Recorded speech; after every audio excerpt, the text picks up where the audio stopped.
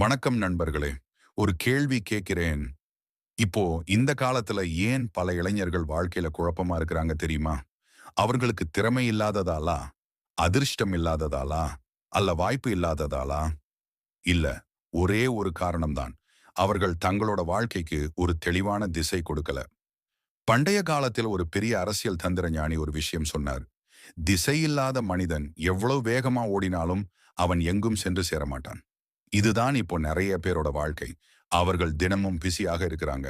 ஆனா முன்னேற்றம் இல்ல. ஏன் தெரியுமா? ஏன்னா அவர்கள் எதற்காக உழைக்கிறோம் என்று தெரியாமல் உழைக்கிறார்கள். அதனால தான் இன்னைக்கு நாம் பார்க்க போவது வாழ்க்கையில தெளிவை உருவாக்கும் 7 தந்திரங்கள். இந்த விதிகளை நீங்க புரிஞ்சுக்கிட்டீங்கன்னா உங்க வாழ்க்கை திசை மாறும்.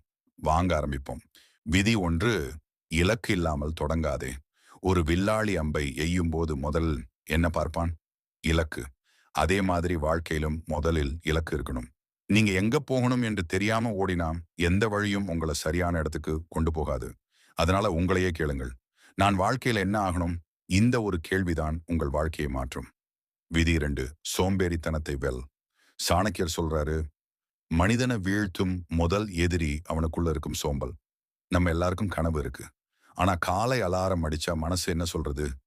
இன்னும் 5 நிமிஷம். அந்த 5 நிமிஷம் தான் பலரின் வாழ்க்கையை பின்தள்ளும். விதி 3 நேரத்தை மதித்து வாழ்பணம் போனால் திரும்ப வரும். ஆனா நேரம் போயிட்டா திரும்ப வராது. வெற்றி பெற்றவர்கள் எல்லாருக்கும் ஒரு காமன் விஷயம் இருக்கும். அவர்கள் நேரத்தை வீணாக்க மாட்டார்கள். அவர்கள் ஒவ்வொரு மணி நேரத்தையும் ஒரு முதலீடாக பார்க்கிறார்கள். விதி 4. கவனம். இந்த காலத்தில் மனிதனோட பெரிய பிரச்சனை என்ன தெரியுமா? Distraction. Mobile reels, social media இவையெல்லாம் நம்ம கவனத்தை திருடுகிறது. சாணக்கியர் சொல்றாரு, கவனம் சிதறிய மனம் போர்க்களத்தில் குழப்பம் அடைந்த படை போல. அதனால ஒரு நேரத்தில் ஒரு விஷயத்தில் மட்டும் கவனம் வைங்க. விதி 5. தோல்வியை பயப்படாதே. ஒரு விஷயம் நினைவில் வைங்க. இந்த உலகத்தில் தோல்வி இல்லாமல் வெற்றி பெற்ற மனிதன் ஒருவனும் இல்லை. தோல்வி வந்தா அது ஒரு சிக்னல். இன்னும் கொஞ்சம் கற்றுக்கொள். அதுதான் அதன் அர்த்தம். விதி 6. நல்ல சுற்றம். ஒரு பழமொழி இருக்கிறது. நீ யாருடன் நட்பு வைத்திருக்கிறாயோ அதுவே உன் எதிர்காலத்தை தீர்மானிக்கும். முயற்சி செய்கிறவர்களோட இருந்தா நீங்களும் முயற்சி செய்வீர்கள். சோம்பேறிகளோட இருந்தா நீங்களும் அதே மாதிரி ஆகிடுவீர்கள். விதி 7. தொடர்ச்சி. இதுதான் கடைசி விதி.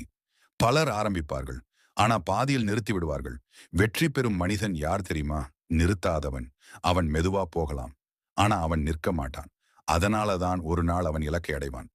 முடிவுரை நண்பர்களே, வாழ்க்கையில் பெரிய ரகசியம் ஒன்றுமில்லை. சிறிய நல்ல முடிவுகளை தினமும் எடுத்துக்கொண்டே போனால் ஒரு நாள் வாழ்க்கை பெரிய மாற்றம் அடையும். அதனால் இன்று ஒரு முடிவு எடுங்கள். கனவு காண்பது மட்டும் போதாது. அதற்காக உழைக்கவும் வேண்டும். ஏனென்றால் திசை தெரிந்த மனிதனை இந்த உலகத்தில் எந்த சக்தியும் நிறுத்த முடியாது. சிந்தித்து பாருங்கள் மக்களே. இந்த நொடியிலிருந்து உங்கள் வாழ்க்கையை மாற்றுங்கள்.